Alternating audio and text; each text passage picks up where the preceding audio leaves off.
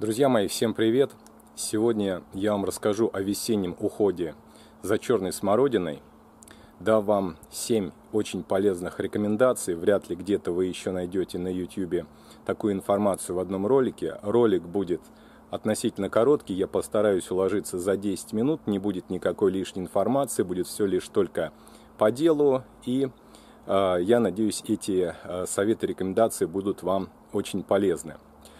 Но прежде чем я начну свой рассказ, я прошу вас поддержать меня лайком, подписаться на канал, если вы еще не подписаны, а также в комментариях поделиться вашим опытом выращивания смородины, в каком регионе вы ее выращиваете, какие сорта выращиваете. А также в комментариях вы можете задать вопросы, если вам будет что-то непонятно из этого моего видео. Ну а сейчас давайте перейдем к кустику смородины, и я вам обо всем расскажу по порядку. Итак, 7 полезных рекомендаций по смородине весной. Поехали!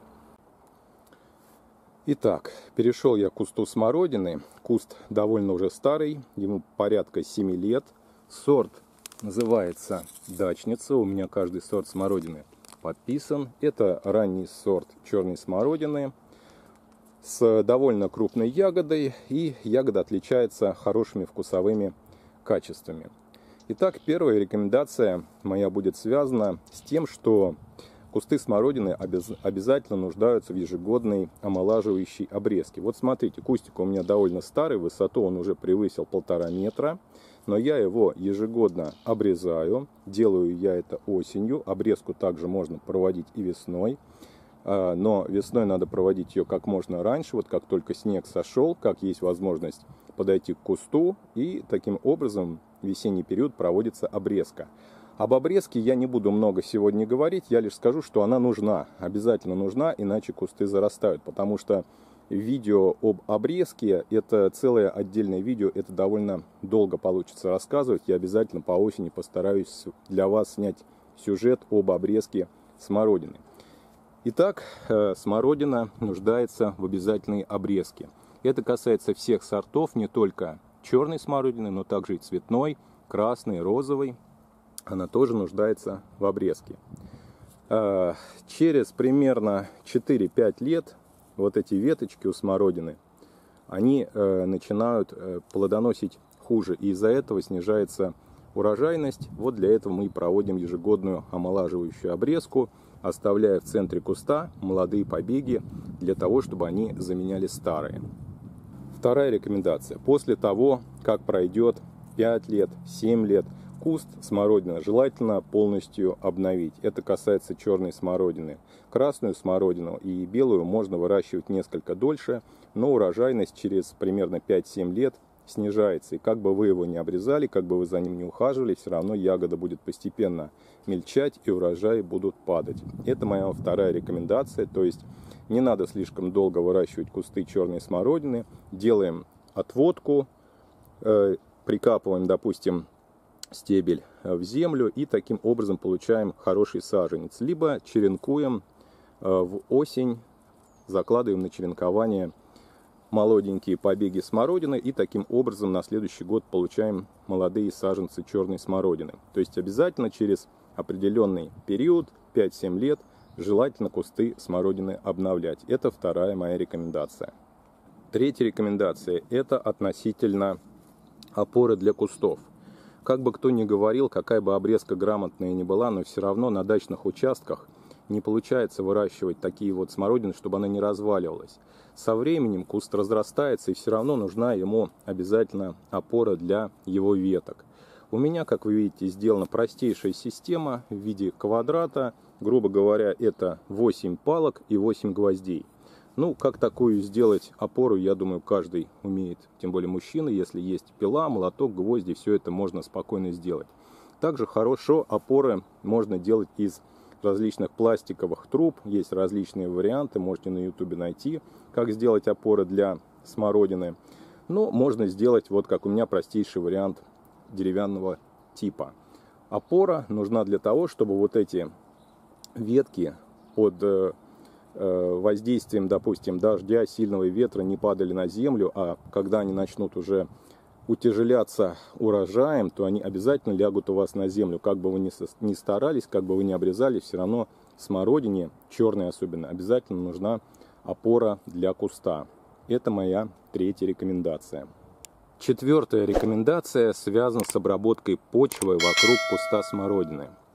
Корни у смородины располагаются очень поверхностно, особенно у черной смородины, они практически по поверхности лежат, может быть, в 5 сантиметрах от земли. Поэтому ни в коем случае нельзя под кустами смородины копать лопатой на большую глубину. Есть такие советы, конечно, что обкапывать кусты смородины, но я вам не советую это делать, я вам советую воспользоваться вот таким вот инструментом.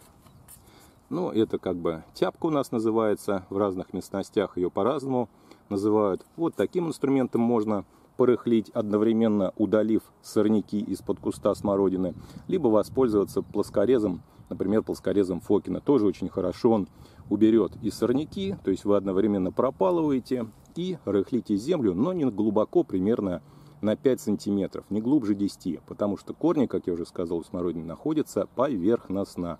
И если вы будете копать, вы просто перерубите их, если вы будете копать с помощью лопаты. Также во время прополки и рыхления почвы я вам советую сделать вот такой из земли как бы бортик по периметру куста. В диаметре он у меня примерно около метра.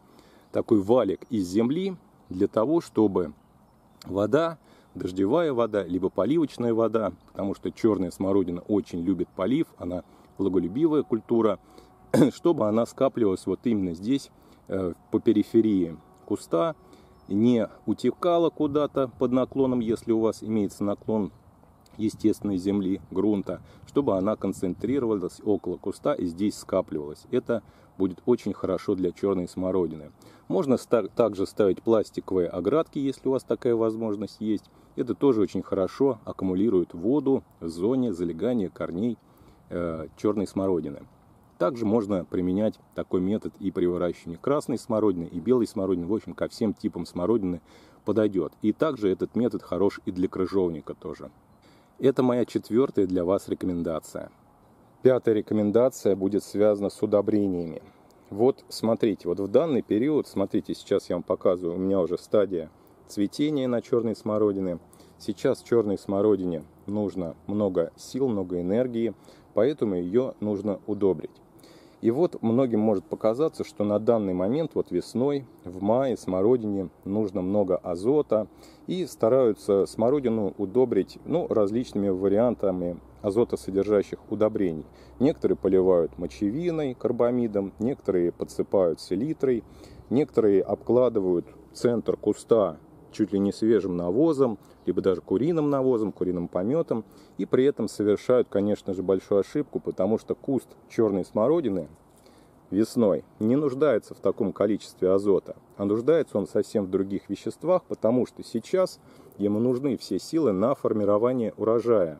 Смородина созревает довольно-таки рано, цветет она тоже рано, поэтому в первую очередь ей нужны, конечно, фосфорно-калийные подкормки, а также нужны микроэлементы.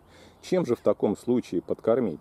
В таком случае мы можем подкормить либо золой, если она у вас есть, но с золой тоже не надо слишком сильно увлекаться, потому что она может защелачивать почву, а черная смородина не любит сильно защелоченные почвы. Известковать смородину тоже не надо. И также, вот смотрите, хочу вам сказать, вот такое есть гранулированное удобрение, конский навоз, я его тоже не рекомендую применять. Бывает конский навоз, бывает коровий навоз, птичий помет в гранулированном типе. Вот оставьте это удобрение лучше для малины. Если вы не знаете, кстати, как ухаживать за малиной весной, у меня есть отдельный ролик по малине, сейчас появится в правом верхнем углу подсказочка, ссылочка на этот ролик, там все я рассказываю о малине. Так вот, вот это удобрение лучше оставьте для малины. Друзья мои, гранулы данного удобрения, вот гранулированный конский навоз, птичий помет, коровий навоз, они, как правило, сделаны из неперепревшего свежего навоза. Поэтому назвать их гранулами, допустим, перегноя нельзя. Это, конечно, хорошее удобрение, но использовать его как азотное натуральное удобрение лучше способом размачивания в воде. То есть по инструкции засыпаете на определенный объем воды, определенное количество вот этих гранул, настаиваете несколько дней и затем поливаете ваше растение. Но повторюсь, что не все растения любят большое количество азота ранней весной. Ну вот конкретно гранулами очень хорошо подкармливать малину, также хорошо ее воспринимает клубника. Поэтому это отличное удобрение, но оно сделано из свежего навоза. Поэтому будьте аккуратны при применении данного удобрения. А чем же тогда подкормить смородину? Я лично использую вот такое удобрение. Это не реклама. Вы можете любое удобрение использовать, но лучше брать осеннего типа. У меня органно-минеральное удобрение. Здесь хороший состав. Сейчас я вам покажу его. Это то, что нужно сейчас смородине. Вот смотрите, сколько здесь азота, немного, фосфора 5%, калия 10%, магния 1,5% и микроэлементы. Также это удобрение обогащено гуминовыми веществами, ну, гуматом калия, я думаю. Поэтому вот эти самые вещества, этот состав будет оптимальным на данной стадии роста смородины. А вот вы спросите, как же раньше выращивали, используя только один навоз?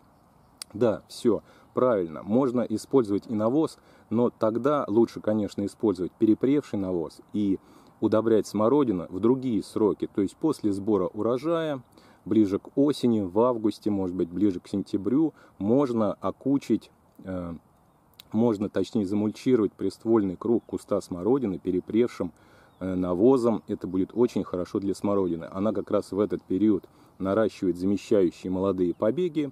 Ей нужен в этот период азот. Поэтому вот в этот период можно подкормить вот такими органическими удобрениями, и это будет хорошо. Я беру примерно на взрослый куст 2 столовых ложки органно-минерального удобрения осеннего типа. Рассыпаю его в приствольный круг и хорошо зарыхляю в землю. Зарыхляю, опять же, используя вот этот вот замечательный инструмент, который я вам сейчас показываю. Можно также пользоваться плоскорезом. После того, как вы присыпали сухим удобрением приствольный круг, конечно, желательно кустик смородины полить из лейки. Поливаем, увлажняем, таким способом удобрение быстрее впитается, и растение получит быстрейший доступ к полезным веществам, содержащимся в удобрении. Это была 5-я рекомендация о подкормке черной смородины в весенний период. 6-я рекомендация. Конечно, смородину нужно обрабатывать от вредителей и болезней. Основной вредитель на смородине – это тля в моем регионе, а основная болезнь – это мучнистая роса.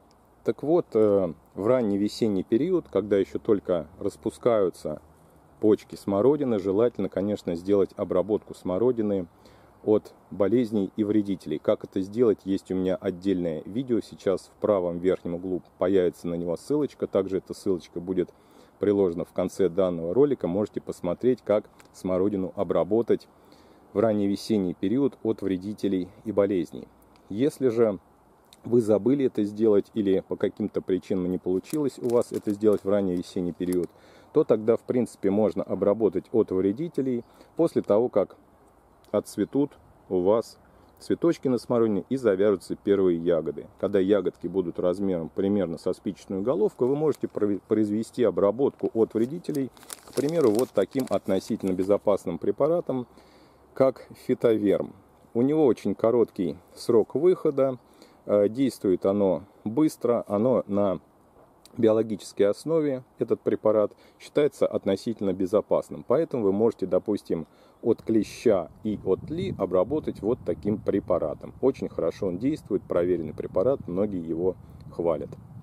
И 7-я моя рекомендация для вас, она основана на как увеличить урожай, на проблеме увеличения урожая. Многие жалуются, садоводы, что у них после цветения зависть опадает, и смородина сбрасывает завязавшиеся все вот эти вот ягодки из зеленом еще стадии, они опадают. Это может быть вызвано несколькими причинами. Это может быть вызвано как засухой, так и отсутствием опылителей черной смородины. Поэтому я вам советую на вашем дачном участке иметь не менее 3 кустов черной смородины, тогда будет хорошая завязанность ягоды, будет хорошее переопыление.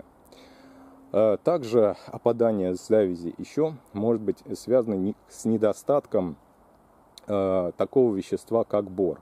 Всем хорошо известно, что, допустим, борная кислота повышает количество завязи и делает вот эти цветочки, ну, так скажем, более плодоносными. Увеличивается количество цветов, соответственно, увеличивается количество ягод, ягоды лучше завязываются и не осыпаются. Поэтому 7-й мой вам совет будет обработать куст смородины борной кислотой. Ее можно купить в аптеке, ее можно купить в каком-то садовом магазине.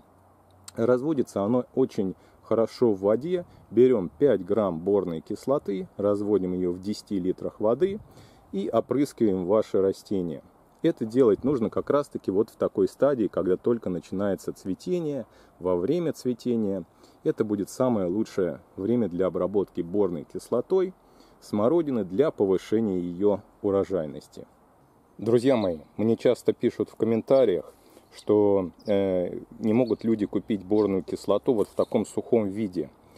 Я же показываю сейчас, вот как у нас, в какой упаковке она продается в наших магазинах. Это не реклама. Вот я покупаю вот в такой упаковочке. Это, допустим, можно купить в любом садовом центре у нас. Здесь есть инструкция, как ее использовать. Также такую же точно борную кислоту, а может быть даже более лучшего качества, тоже в сухом виде, можно купить в аптеке. Продается она в небольших пакетиках такого белого цвета в обычной аптеке, где мы лекарства покупаем.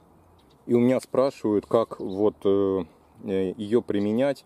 Не можем найти, у нас есть только жидкая борная кислота. Я, к сожалению, не знаю, как использовать жидкую борную кислоту.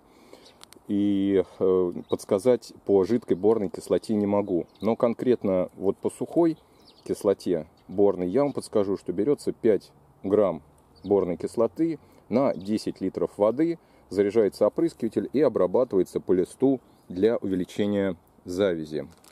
Если же у вас не получилось купить борную кислоту или ее не было в магазине, также хороший результат против осыпания завязи и увеличения количества ягод на смородине дает вот такой препарат. Допустим, это опять же не реклама, есть разные производители, но состав у них в принципе один и тот же. Здесь гибереллиновые кислоты, это немножко другой принцип действия, не как у борной кислоты, но вот эти вещества абсолютно точно работают, можете ими воспользоваться, и тогда предотвратите осыпание завязи ягоды. Допустим, если у вас мало кустов, допустим, один кустик черной смородины растет у вас на участке, я вас уверяю, что вот это вам точно поможет. Вот такие препараты для увеличения завязи. Ну вот, дорогие друзья, сегодня я вам рассказал об уходе ранней весной, точнее не ранней уже даже весной, а такой первой стадии весны в мае, об уходе за смородиной, за черной смородиной. Аналогично уход такой же и у красной смородины, и у крыжовника похожий. Поэтому вы можете эти мои советы спроецировать и на красную смородину, и на белую смородину, и на крыжовник. Вот все сделайте так же, как я вам сейчас сегодня в этом ролике рассказал. И я вас уверяю, урожаи ваших ягод значительно увеличатся. Кому это видео было полезно, не забудьте поставить вот такой значок лайк. Обязательно подпишитесь на канал. Впереди еще много интересных и полезных роликов. До новых встреч. Всем хорошего. Пока-пока.